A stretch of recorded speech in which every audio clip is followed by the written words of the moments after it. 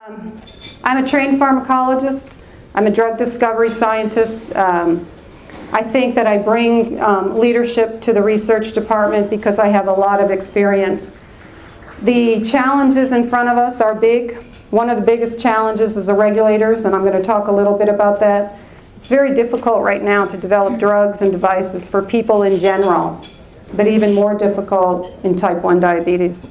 So I think my background in regulatory, I've worked that area globally, internationally, as well as in the US, and I think that my leadership in that area has been very beneficial to JDRF. And I'll talk about the artificial pancreas project in a few minutes.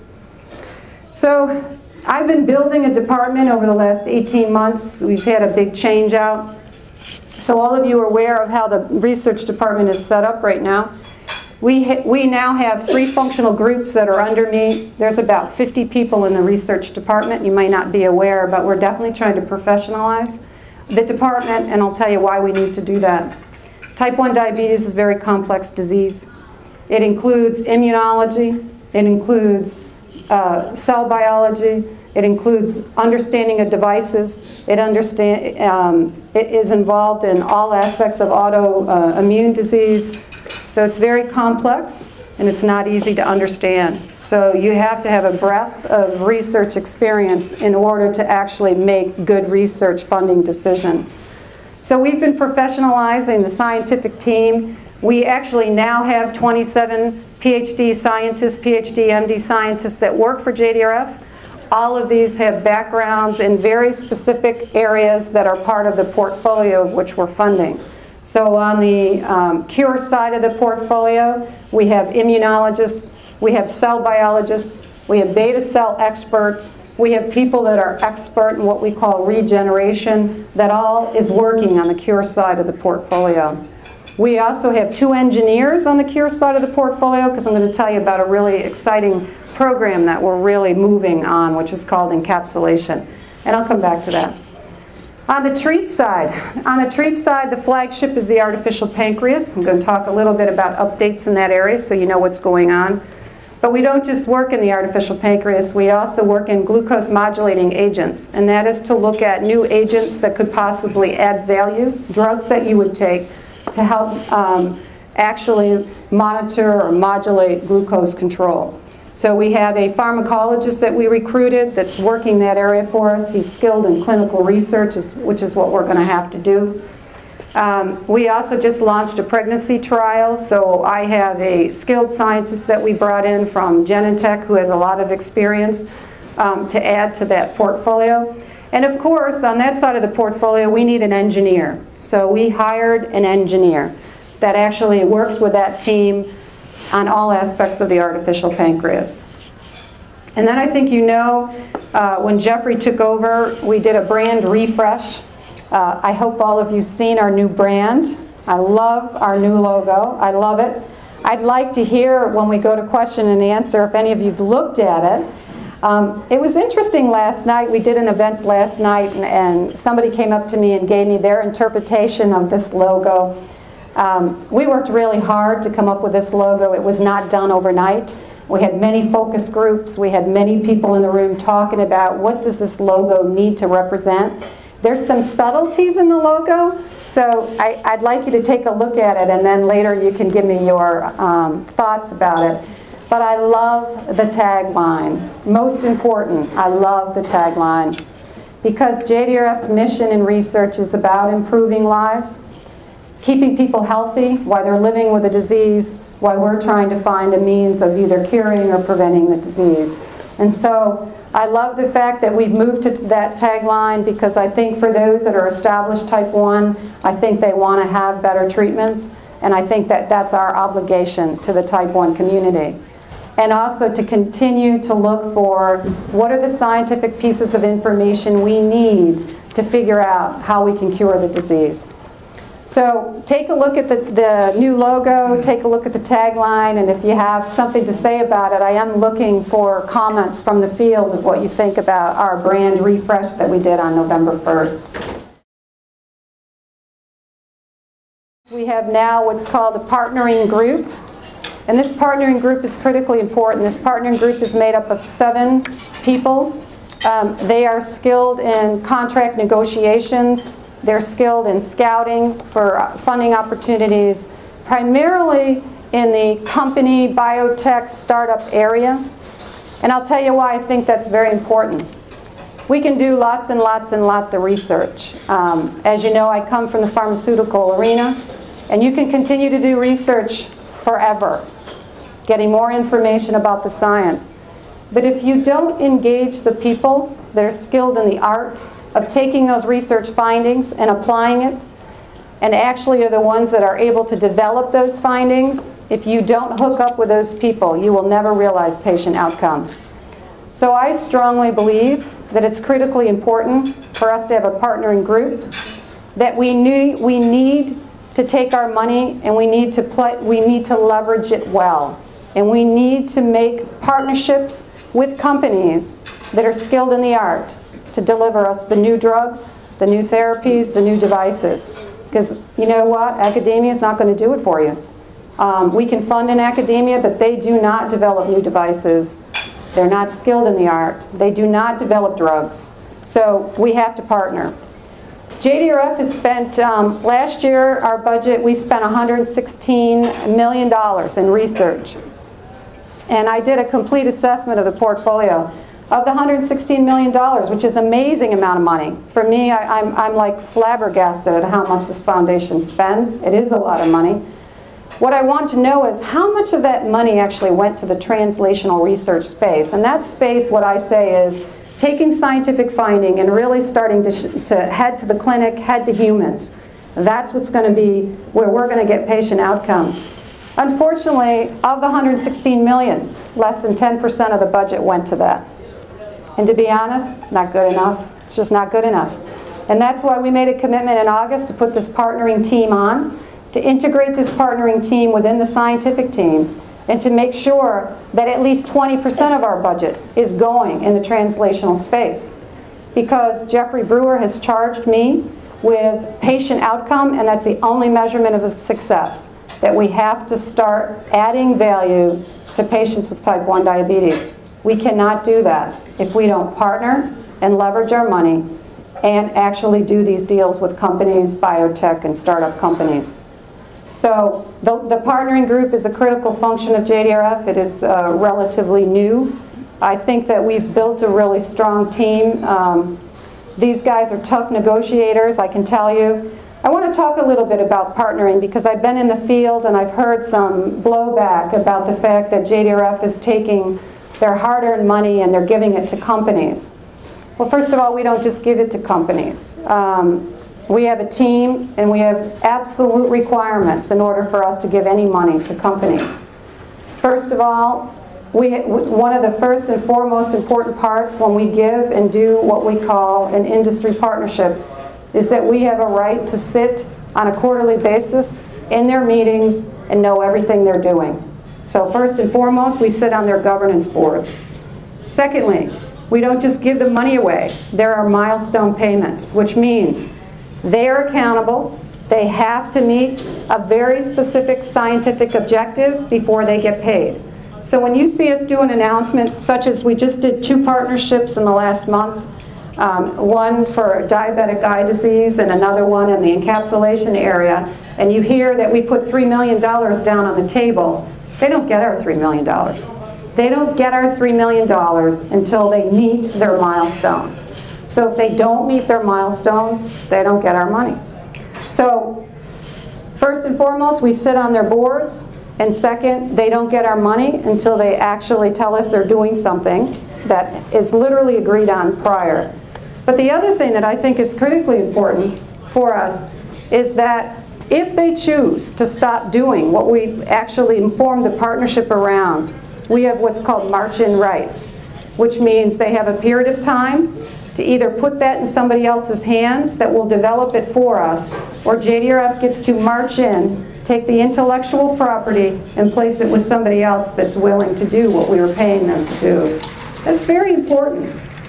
And then, of course, if the companies are successful in all of our deals, and they actually get to market and they get to patients and they start to make money, they have to pay us back our investment. So I just wanted to put that on the table so that you all know that when we do these company deals, we're not throwing it over the wall. We're not just giving it to them. We're making them accountable. We sit at the table with them, and they don't get paid unless they're successful. And if they choose to walk away from us, we get to take their intellectual property and put it with somebody else that's willing to develop it. So I think that the partnering group is a critical aspect of the research department, and it's one that we will absolutely ramp up, and you're going to see more and more of these deals with companies as we start to mature the portfolio. Sensors. We know for a fact that one of the challenges and barriers to fully realizing a closed-loop artificial pancreas is going to be the sensing technology. About, I would say 6 months, I guess it was last June, if you were all watching the press releases, we announced a new initiative. I think all of you know we've been working very hard with the regulators to actually get what we call clinical guidance, to get an artificial pancreas through what we call the regulatory hurdles. When I took over the program of the artificial pancreas, the biggest challenge to us was, and we started meeting with the FDA, and we'd sit in these rooms with them, and we just couldn't get anywhere with them. And one day, I said to them, look it, you guys, we need some clinical guidelines of how in the world we're going to test an artificial pancreas. You've given us nothing. We don't know, so it's a free-for-all. We could do all this clinical work, spend all this money, invest all this money, all JDRF's money, and get nothing, because you're not telling us what is going to be acceptable for us to test in humans. And there is a head of the artificial pancreas regulatory team down in Washington. He says to me, Darlene, you're not going to see clinical guidance for about 5 years. And I looked him dead in the eye and I said, I don't think so. 5 years is way too long. We walked out of that wonderfully warm meeting that we had with them that day. I assembled the team, and I'm trained in the regulatory science, and I said, you know what, we're not waiting for the FDA to write these clinical guidance, we're going to write them ourselves. And I think the team went, what? I'm going, we're going to go write them. So we did. We got 10 extremely well-recognized clinicians. I brought them to Washington. We met 2 days in a row, we sat them in a room, we closed the blinds, we closed the door, and we wrote those clinical guidance. And to be honest, they were amazing clinical guidance. And we said, we're going to present it back to the FDA, and that's exactly what we did. We emailed it to them first and said, we're coming to see you. And so it was actually a great day at the FDA. I can tell you, we go there a lot, and it's not a great day. It's very contentious. We don't think they're moving as fast and with a sense of urgency that we'd like them. Their job is human safety. We think they err on a highly conservative side of human safety, as they should. We take it seriously, but we walked into the room. They had our clinical guidance in their hand, and the head of the team down there. We all sat around the room, as we usually did, them on one side, us on the other side, and the head goes, I have to say this, no patient organization has ever done such a thing. And they go, and not only, it's pretty damn good. And I'm like, hey, we did your work. We did it in like 3 months flat.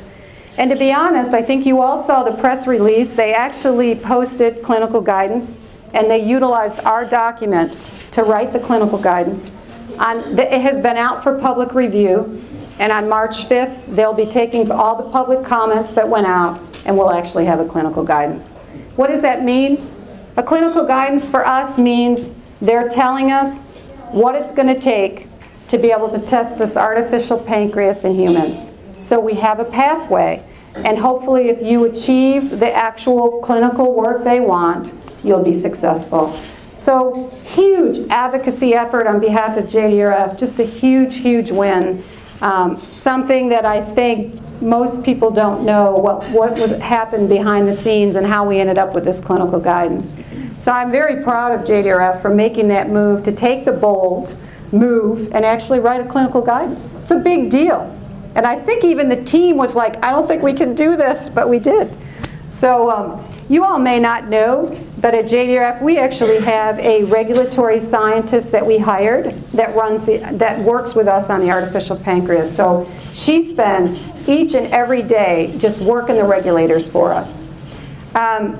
In January, we decided with our new program on cure encapsulation, which I'm going to talk about in just a minute, we actually hired what I call a drug regulatory specialist for the drug side of the portfolio. So we now have 2 full-time regulatory specialists that work in Washington, in our Washington office, that are going to be working the regulators for us on a daily basis. So let's see, that's APP. So when you unpack the artificial pancreas, one of the other deals we did when I first joined, 4 months after I joined, we did what's called the Becton Dickinson deal. And I can tell you we got a lot of blowback because we put $4.5 million down on the table. We made a deal with a company that had never been in the diabetes space.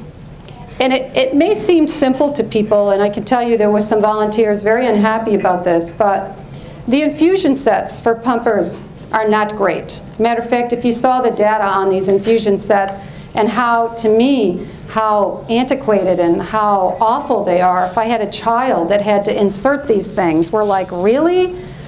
So we decided to invest in this company, and we invested in Becton Dickinson because if you know anything about them, they're very versed in needle technology. And if you look at these infusion sets, you're like, really? I would never put that in a child. What we wanted was to come up with better needles, better insertion, less inflammation, and also less kinking in your tubing. So, you know, for all of you, any of you that pump or have your children are pumping, you know that those tubes can kink. That means they're not getting their insulin that they think they're supposed to be getting. So we put on the table the money. We asked them to invest. We asked them for microneedles, much smaller insertions so that small children could end up using pumps if parents want them to. And this is a real success story because it wasn't highly, I guess it wasn't highly received by the JDRF community. They couldn't understand why we were investing in such a thing. But I'll tell you why it's exciting. They were able to develop microneedle technology, little tiny needles that literally will insert pain-free. They've been able to develop much better tubing so that your tubing sets won't be kinking. We should have less inflammation. It's a win-win. And the bottom line is that hopefully a year from now they'll be able to get approval by the regulatory agencies to be using these infusion sets. But the story doesn't end there. So we started this relationship with Becton Dickinson over better infusion sets and microneedles. But the real win for JDRF is the fact that this has been a tremendous partnership. As I told you, we sit on the governance of this company, and we've actually got them to get in the type 1 diabetes space. So before, they weren't in type 1 at all. Now they realize that this is something that could be absolutely a very good area to work in, and they're now working in sensor technology. So win, win, win. If we hadn't been in front of them, if we hadn't done the infusion sets and really believed this would have patient value, you wouldn't have a big player who has lots of money, of which we can actually leverage in the game, and now they're working on new sensor technology. So we are so excited. They've been a great partner of ours. We will continue to partner with them. And you know, I just want to tell everybody, we put $4.5 million in the game. These people have invested so much money on these new infusion sets. So we've leveraged our money 10, 20-fold. So we gave them a little bit, we spurred them in the game, and now they're a really good player. And hopefully they'll also develop new sensor technology for us. So I just wanted to share that's a win for JDRF.